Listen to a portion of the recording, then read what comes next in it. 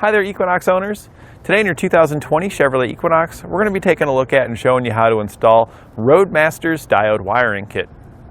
These kits are available in a few different options. You can get it with your 6 to 7 pole cable or without. And if you are getting it with the cable, you can get it in a coilied option, a straight cable option, or a hybrid where it's part coily and straight. Regardless of which one you choose, they're all going to be the same. The only big difference really is that 6 to 7 pin cable that you'll receive with it. And that's really going to be determined on which tow bar you purchase, which cable will work best for you. Coily cable's great if you have no cable management, and the straight cables are great if you do have cable management. The hybrid cables is really nice if you have cable management, but your tow bar sits pretty far away from your motorhome. You may need a slight coiled end just to ensure that nothing touches the ground. There's 5 main components you'll need when flat towing your vehicle behind your motorhome. You'll need your tow bar, which is the connection between your motorhome and your base plate. Your safety cables, which is a supplemental connection in addition to your tow bar. You'll need your base plate, which provides the connection point on your vehicle to attach your tow bar. You'll also need your diode wiring, which takes all the lighting signals from your motorhome and transfers them to the lights at the back of your vehicle so people behind you know your intentions when going down the road. And your supplemental braking system, which will apply the brakes in your vehicle whenever you hit the brakes in your motorhome, helping it come to a nice safe stop. Diode wiring is going to take all the lighting signals from your motorhome and transfer them to the lights here at the back of our vehicle. What's nice about that is it will ensure that people behind you know your intentions going down the road, because if you're going to make a left turn, we turn on our left turn on our motorhome, the vehicle may block the lights on the back of the motorhome, but since we're transferring at the back, you'll be able to see the blinker here, so everybody behind you can be nice and safe and you can merge, change lanes, and do everything like you would just normally. This will also keep you DOT compliant in all states, so it'll be safe for you and your family and everybody around you. The diodes are installed behind your taillight assembly and they will splice in line with your factory wiring. The diodes act as a one-way check valve that ensures current only flows in one direction, so when we send those lighting signals from our motorhome to our lights, it's only going to the lights themselves and not backfeeding into the rest of our electrical system on our vehicle, so we can ensure we're not going to cause any damage to it. Now there are a couple other options to get lighting at the back of your vehicle besides diode wiring. Some of those are a bulb and socket set, where instead of using your existing lights, you'd actually drill a hole into the back of your taillight assembly and add your own bulb that's dedicated just for flat towing. This is an okay option, but it's not really my personal favorite because you have to drill a hole in the assembly here, which you do seal it back up, but it always leaves the potential chance for leaks in the future, and we don't like leaks, which could potentially cause damage to the taillight housing. And your other option is magnetic lights, which would attach to the top or sides of your vehicle depending upon where you have magnetic surfaces. That's a good option if you have multiple vehicles you want to flat tow, or if you don't want to perform any modifications whatsoever to your vehicle, since they just stick in place. The wiring for those lights would then just drape down the side, or you could run them through the front to get to the front to connect to your motorhome. But all that wiring is completely separate from your vehicle, so it's nice that you are doing no modifications. The only thing that I dislike about the magnetic lights is, one, you have the setup, you have to get them out every time you want to use them, and two, even though they do have scratch resistant pads on them, over time those pads can wear down and potentially cause scratches to the surface on your vehicle. Included with your kit, you'll also receive your 6-pole connector, which you'll mount to the front on your base plate, and your 6 to 7 pole wiring cable, which will take our 6-pole connector here at the front of the vehicle and convert it to a 7-pole to attach to the back of our motorhome. It's also nice that it's a coily cable because it keeps it from hanging down up off the road. We do have straight cables available, which are nice if you have specific tow bars that have channels to run your cables down. I like those setups because it is a nicer look and it keeps everything all together, so if you disconnect your tow bars when you go to put it in a storage position, with everything running the channels, it keeps those up on the back of your motorhome as well. But this is a great option if you have a tow bar that doesn't have any cable management. You can see here it's definitely not going to bounce down and hit the road. Now why don't you follow along with us, because we're going to be installing it on this vehicle here, and you can follow along step by step to see how to put it on your own. We'll begin our installation at the back of the vehicle with the lift gate open. There are 2 covers that cover up the screws on our taillight assembly. We're going to pop those out on each side. You can just use a small flat-bladed screwdriver to get behind it and then pop the cap up. We're going to do that with the other one on this side, and then the other 2 on the other taillight assembly over on the other side. Beneath it, we're going to find 2 screws that we're going to take out with a T15 torque socket. Once we've got both of the screws removed, the entire assembly will slide rearward. And you can't just give it a nice tug rearward and then it'll come out. But a lot of times it's a little easier if you use a plastic trim panel tool to help assist you prying it off. We have trim panel tools available here at eTrailer. And as we go rearward, you're going to see the tab showing that you have to go straight rearward. And that's that tab right there that lines up with here. That's why we have to go straight back. Now that we've got it released from the vehicle, there's a red lock tab on the connector. We'll just push that towards the wires here, so away from the connector. And then there's a push button underneath that lock tab. Just press that in, and then we can disconnect our electrical connector. We'll then set our taillight assembly aside and repeat the process over on the other side to get that assembly removed. We're now going to get our wiring pulled up from below into our taillight housing area.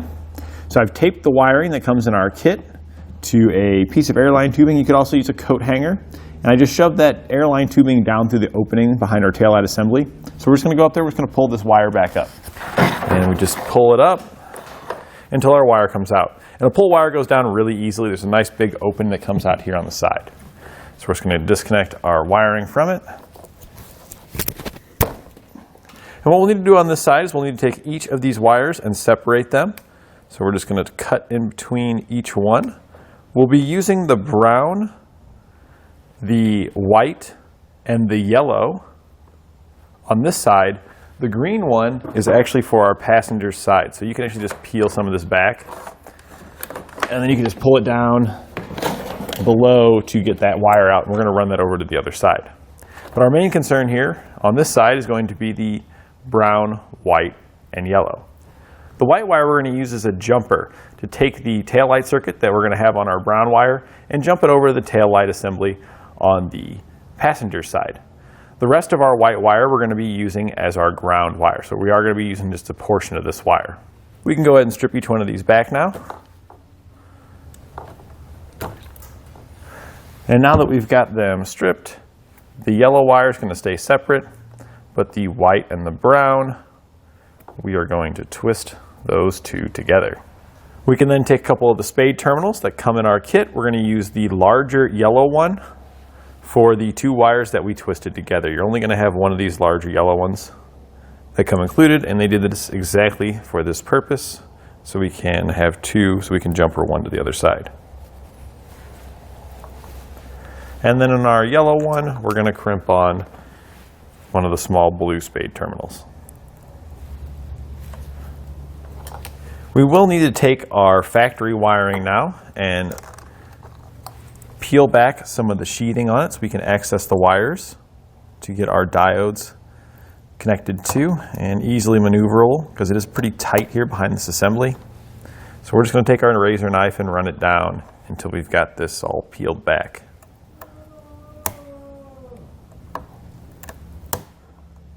Now that we've got it stripped back, we want to separate out the gray wire with the yellow stripe and the white wire with the yellow stripe. We're going to cut both of these, and then we're going to strip back each one of these ends. Every one of these will get a blue spade terminal crimped onto it.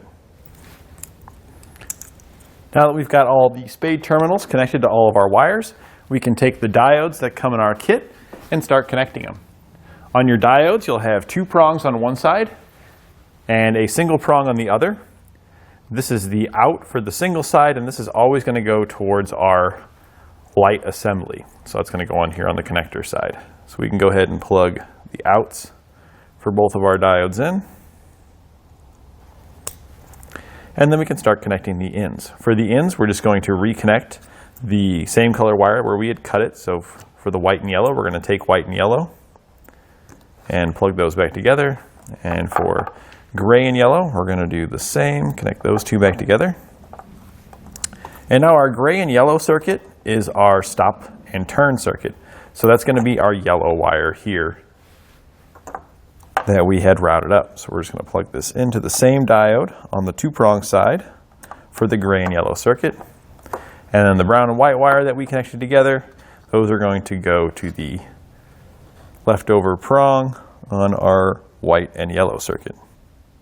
Now there is some adhesive backing on your diodes, and you can use that to stick it to help hold it in place. But due to the low clearance behind this assembly here, I had to leave these kind of just how they were so I could get these to fit in a very specific way. When you're going back together, just look for any slots that you can slide them into. If you can, it's best to keep the two diodes together, but in all cases you're not going to be able to do that. I was not able to. When I was trying to get it back together, I had to put one on each side of the connector after I plugged it back in. So we can go ahead and take our taillight assembly, plug them back in. You can see how there's kind of a slot between the connector and the taillight assembly on one side, and there's just enough room for our other diode to go on the other side of the connector, and then we can slide it right back into place. It does take a second to get it to kind of line up. Then you give it a little push, and there it is. We can reinstall the screws, and then we're going to route our wiring across over to the passenger side where we'll make our connections over there.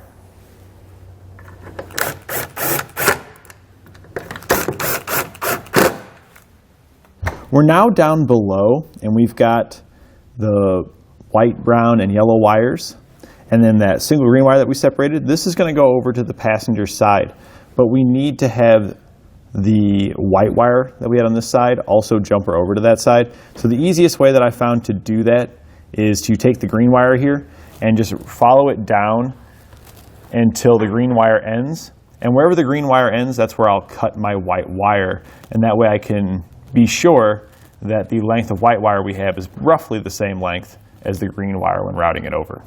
I've gone ahead and routed the wire from our driver's side over to the passenger side. Here you can see the routing that I took. This is where it comes down underneath here on our driver's side, and we just stay above the fascia here at the back, going all the way across, and we just go all the way across. Here you can see our green and our white wire. This is kind of the separation point where they continue on, and then this wire is the rest of our harness. I just went ahead and put that back towards that side because we're going to route that up to the front, and it's easier down the driver's side. But our white and green wire here just continue across the fascia, and then they just go right up behind the taillight assembly on the passenger side using the pull wire trick that we used over on the driver's side. Here on the passenger side, we're going to do the exact same thing we did over on the driver's side. The only difference here is going to be the color of the wires. For our stop turn circuit, we're going to use the white and yellow wire. And I know it's a little confusing because over on the driver's side, the white and yellow was the taillight circuit. But over here on the passenger side, it's our stop turn. And the green wire that we routed over connects to the second pin on our diode for the stop turn circuit. For our taillight circuit over here on the passenger side, it's actually a violet wire. So we just cut that one, interrupt it, and then the white wire that we routed over is our jumper wire for our taillight circuit. It plugs into the other input on this diode. And then once you've got those done, you can reinstall it, and you can kind of slide those diodes on each side of that connector because it's pretty tight back here. We'll now need to route our wire up to the front of the vehicle. So there's the wire that we ran across. The rest of it we're taking back over to the driver's side, and then we're just going to go forward from there. We follow down the frame, and I just zip tied it using a couple of the holes that was in the frame. And then we stay above our rear suspension because we want to avoid anything that moves, like our suspension and steering components, so it doesn't catch the wire, anything excessively hot like our exhaust. We come out on the other side of our rear suspension, and here we have our white wire that we had cut previously. Yours may not be in the exact same location, but it'll be roughly in this location. And at this point, we can go ahead and attach the ground.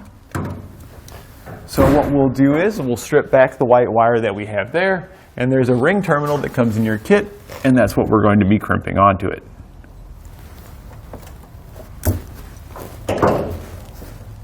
Go ahead and crimp that ring terminal on there, and then we'll use the included self-tapping screw to connect our white wire here to the chassis on the vehicle. And this is going to provide the ground at the front of the vehicle on your 6-pole connector. We'll use a 1/4 inch for the included self-tapping screw. And we're just going right here into the bottom of the frame.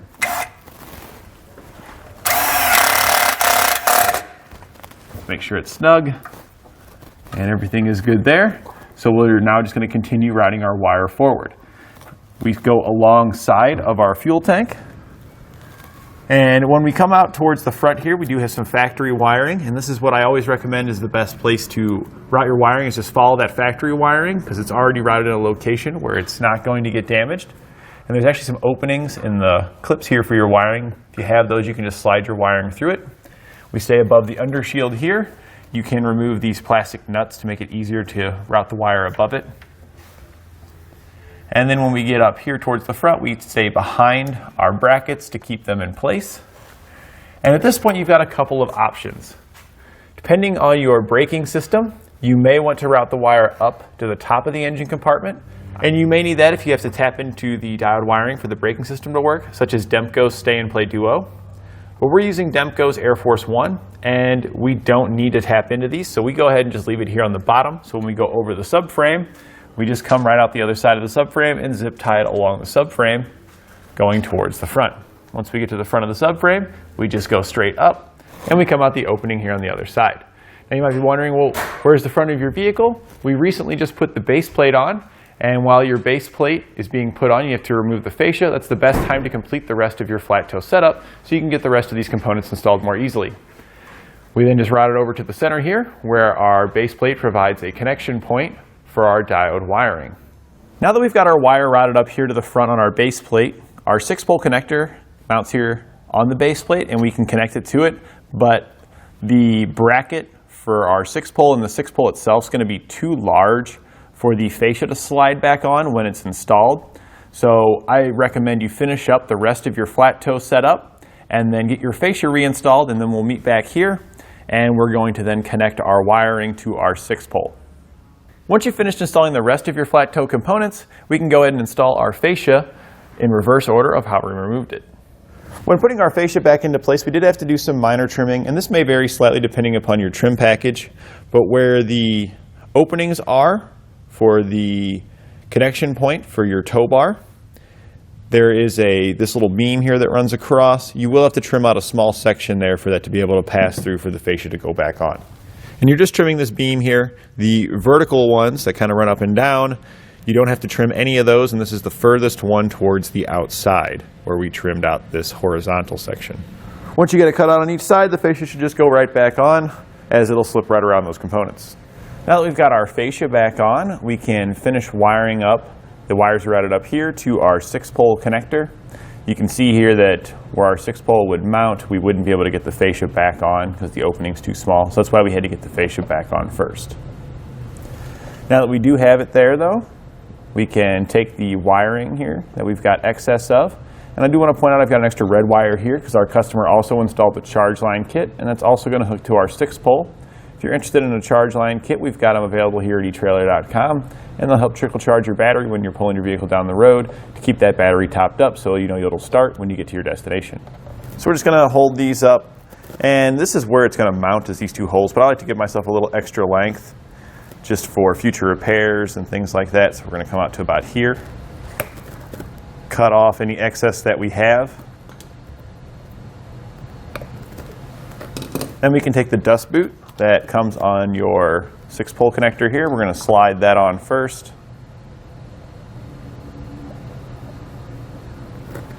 And then I'm going to go ahead and slide the wires through this bracket here. This bracket is not necessary. You can mount your 6-pole directly to these, but since our customer has a supplemental braking system that requires an air fitting here at the front, we use the included bracket that came with our 6-pole connector to extend that over. We're just going to go ahead and set this guy up here so we've got our wires pulled through. And then we need to take each of these 4 wires here and separate them out. So we're just going to cut between them. And then just pull them back a little bit. And then each one of these we're going to strip back. And then we can start making our connections to our 6-pole. We're going to be using the one labeled GD, which is ground. So we'll loosen that one up. The one labeled TM for taillights. Open that up. The one labeled right turn for RT, and then left turn, which is labeled LT. And we're going to be putting our charge line here on the center pin, so I'm going to go ahead and loosen that one up as well. We can then just take our wiring and match up the appropriate color with its proper labeled pin. So for Ground is where we're going to start with, which is our white wire. We're just going to poke that into the GD slot and then tighten it down. We'll then just work our way around with the rest of our circuits, with brown being the taillight matching TM, yellow being the left turn matching LT, and green being right turn matching RT. And this is what it'll look like when you've got everything connected onto it. We'll then take some dielectric grease and we're just going to put some here on the back side. This is just going to help keep out any moisture to ensure a long-lasting connection. If you need some dielectric grease, we've got some available here at eTrailer.com. It's okay to be pretty generous with it. We can then take our connector, slide our boot on, and what I like to do with the boot here is tape it on each end to ensure that it stays on and also to help keep things from getting in there. With it all taped up, we can then take our wiring and line it up with the holes in our connector and the holes in our base plate, and then just install those using the hardware that comes included with your base plate.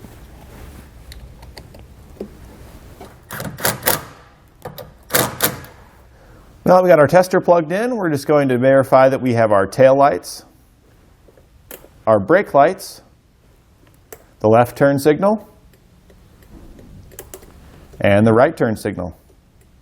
With everything working properly, we can double check our wiring and zip tie up any loose ends, and then we're ready to hit the road.